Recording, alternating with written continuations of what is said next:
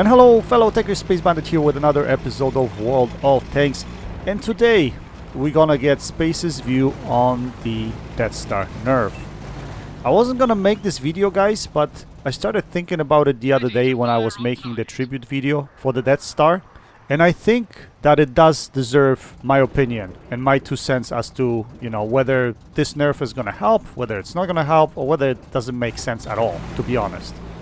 And a lot of good players will argue that it does make sense, that this tank was overpowered, and that may be the case, but you have to remember too that there are many tanks in this game that are overpowered, that are better than other tanks, and you will not be able to get away from that model. Like, it's not gonna be perfect ever, because there will always be a tank that's more powerful than another tank. Like, for instance, Super Conqueror, almost invincible turret, or the Mouse, which is extremely hard to penetrate if you angle. And for me, that's what E50 used to be back in the day, because I really enjoyed this game for the fact that I was able to grind to the tank that was considered very good in a game. And I think most of the players will still do that. They will still grind the lines that will get them to the tanks that are really good, which I would consider jewels of the game, right? And that's what E50 was for me back in the day, because E50 was pretty much OP tank for its class, or any medium tank at tier 9.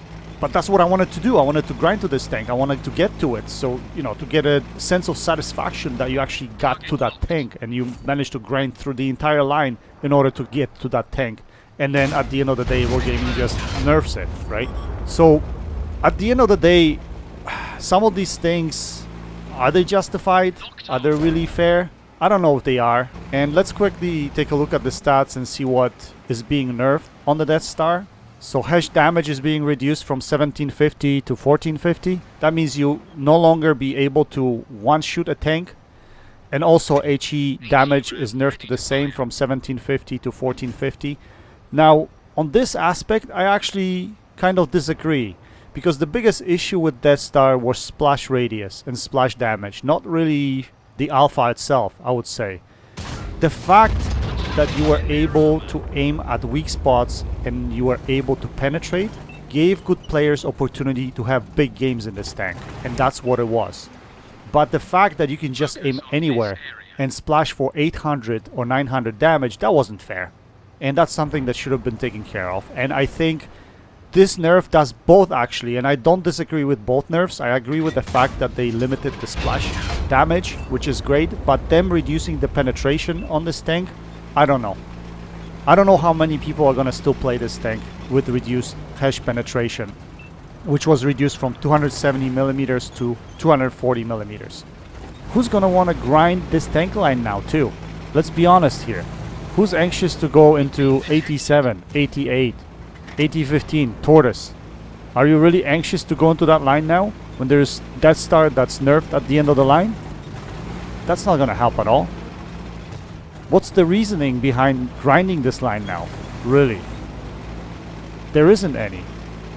Now, I hope Wargaming doesn't stop here, and since this tank was nerfed, and hash damage on this tank was nerfed, and the same was done to Hash Barn or Shed Barn, I think if they've done this kind of nerf on those 2 tanks, they should consider nerfing Artie super HE damage as well, because that wouldn't be fair.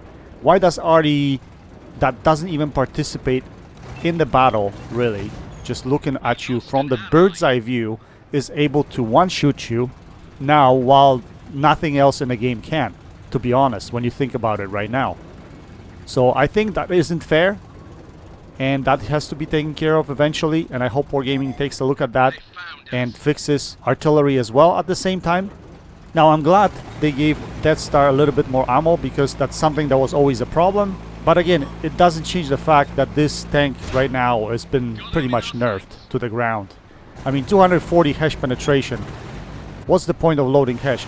And for the people that argue that this tank will make you think as to what shells you need to have loaded when, at which point in time, and which shells you should be using and you shouldn't be using, it's a bunch of bollocks.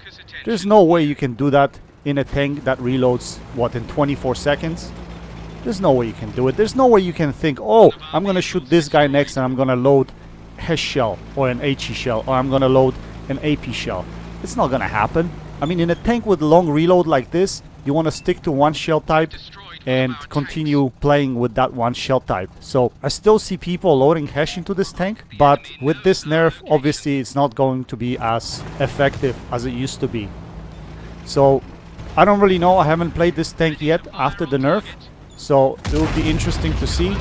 Maybe it's good for the game because now you're gonna see a lot more heavy armored vehicles in the game, like tank destroyers and German super heavies, Russian super heavies, because nothing's gonna hurt them, maybe except for Arty. And you'll probably see more medium tanks yellowing now because there's no risk of being completely destroyed with one shot. So good luck with that. You're gonna see a bunch of medium tanks, light tanks yellowing around all over the place. I can see that happening.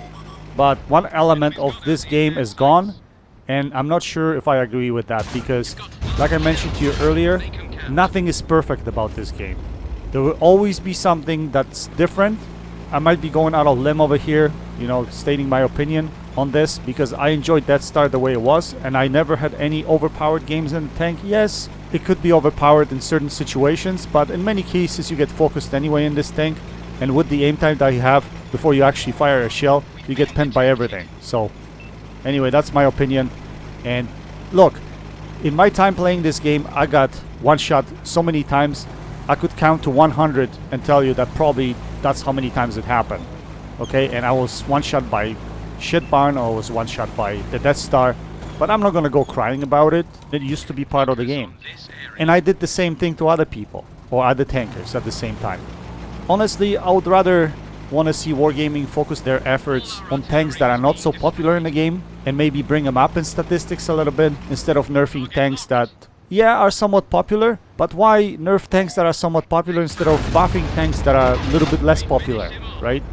And have more people involved in the game and have more people trying different tech trees, trying different tanks, and have more variety in the game, right? I mean, that's just my opinion, but it is what it is. I'm glad that they buffed the Russian tank destroyer because that was coming and that tank really needed a buff. I don't have it yet, but maybe I'll grind my way up to that tank now. But I am disappointed about Deathstar nerf, and you know, I have a platform to voice it, so why not, and I will do so.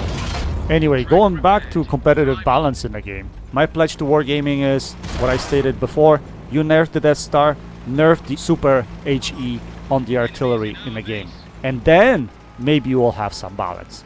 Anyway, that's enough of my ramble. I hope you enjoyed my opinion or did not enjoy my opinion. Leave your comments below. Slap the like button for the nerf, slap the dislike button against the nerf, and let's see how many people are for the nerf and how many people are against the nerf. By the way, the game that I'm showing you in the background here was winnable if it wasn't for my mistake, to be honest. But old Deathstar was able to win this game because of the high splash alpha of the shells. Nowadays, if you're in the same situation, there's no way you can win this game. So you have to set your mindset a little bit different and play this tank a little bit differently.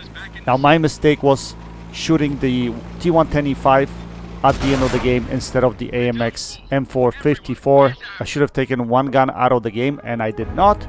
So that cost me because of my own stupidity. And instead of shooting T110E5 in a flat area somewhere on a tank, bottom plate, turret, shot, cupola shot, I decided to shoot the truck. So, yeah, so keep that in mind, guys. In games like this, you will not be able to carry anymore in your Deathstar. You're gonna have to play it a little bit more as a support tank nowadays because with long reload, you're gonna get scorched. Anyway, guys, that's it for now. Until next time, happy tanking. Space Bandit checking out.